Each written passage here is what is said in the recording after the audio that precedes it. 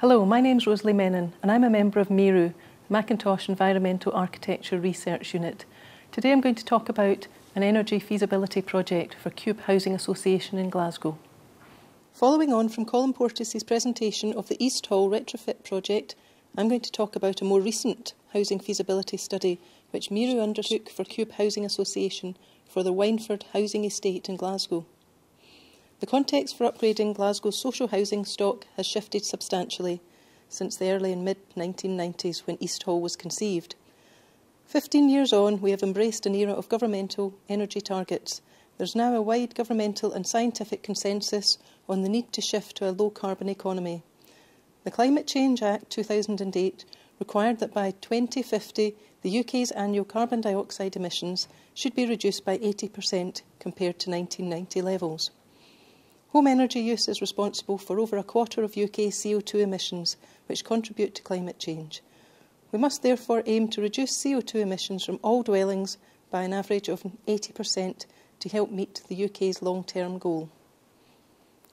At current rates of demolition and new build, it will take almost 1,000 years to completely renew the UK housing stock, so most of the homes still standing today will still be in use in 2050.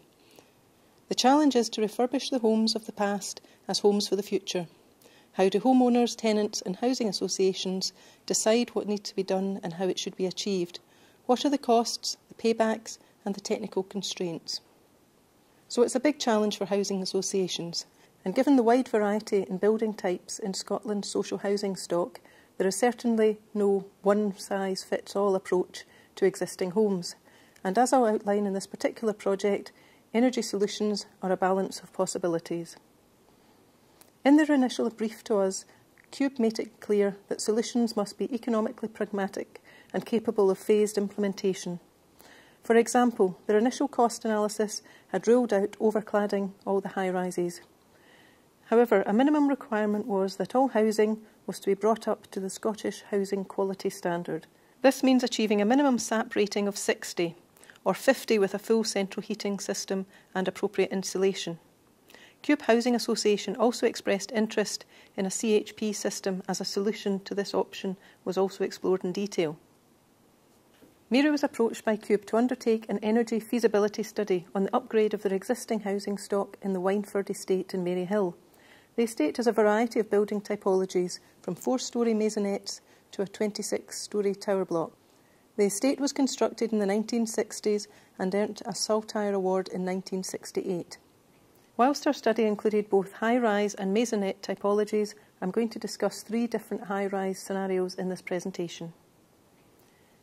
Exploring practical and economic means of upgrading the scheme thermally was paramount to our brief, and to meeting particular minimum standards included in the Scottish Housing Quality Standard and the Energy Savings Trust Best Practice Refurbishment Guide.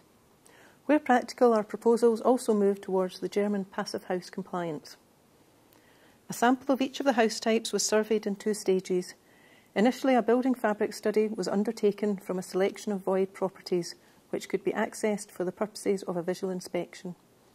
Original construction drawings were sourced from building control archives, which provided an understanding of existing wall and roof construction sections and allowed U values and as-existing SAP ratings to be calculated. The resident surveys were also undertaken in 2 phases. Initially, there was a postal questionnaire sent out to all residents within the estate, which yielded a high response rate. A total of 402 residents responded. The questionnaire asked residents how they heated their homes, their familiarity with heating controls, and how much they spent on fuel bills. Predictably, this yielded many complaints of inadequate or otherwise unsatisfactory heating. Apart from the lack of heat emitters, poor control coupled with charge times were key issues, with many residents resorting to the use of additional heating appliances such as oil-filled radiators on the higher direct tariff. For example, a quarter of the respondents had additional appliances in the living room and almost a fifth in the bedroom. There were also many complaints of discomfort due to cold drafts, some of these probably due to cold surface temperatures rather than infiltration of cold air from outside. Winter electricity bills were also predictably high. A quarter of the sample reported spending between £20 and £30 per week on electricity. Following the postal survey, a face-to-face survey was undertaken with a selection of 20 residents in their home. Spot measurements of temperature, CO2 and humidity were recorded to assess air quality. During the face-to-face interviews, residents were also questioned as to their heating habits and patterns of usage, together with their preferred methods of heating. Casual observations were made by the surveyor, many being that additional heaters were evident, proving that residents were finding existing storage heaters ineffective. Likewise, drying clothes on supplementary heaters confirmed residents' high energy-consuming habits. Based on all the survey information gathered, proposals for energy-efficient upgrades were proposed by Meru. Each option or combination of solutions were tested using SAP, NHER rating system and REDIM methodology.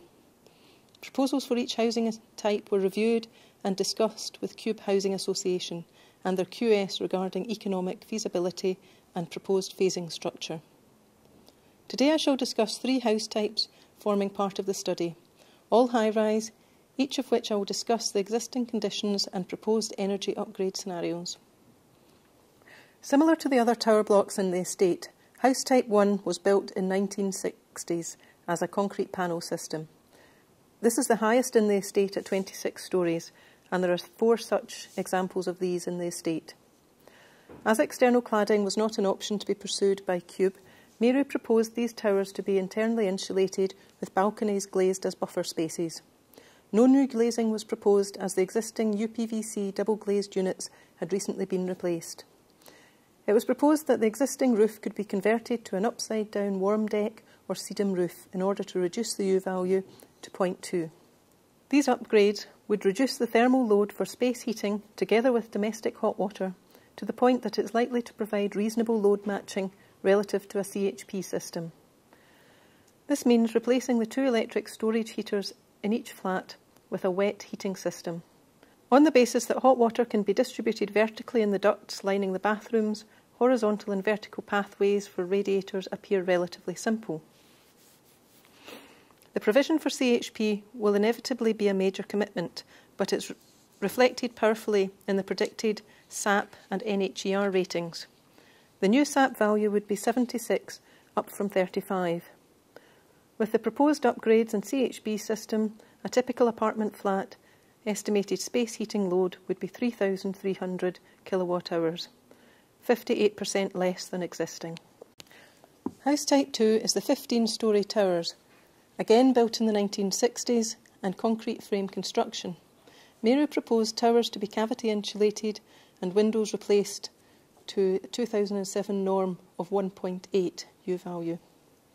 Similar to the 26-storey block, converting the existing roof to an upside-down warm deck, it should be possible to reduce the U value significantly. These upgrades will reduce the thermal load for space heating together with domestic hot water, again to the point that it would be reasonable to provide a load match relative to the CHP system. The estimated space heating load of a 3-apartment flat is 2,005 kilowatt hours, 69% less than existing. The predicted energy values correspond to the SAP rating of 76, up from 42. It is worth noting that the communal laundry in these blocks are also a well-used facility and should be retained to reduce moisture loads in flats.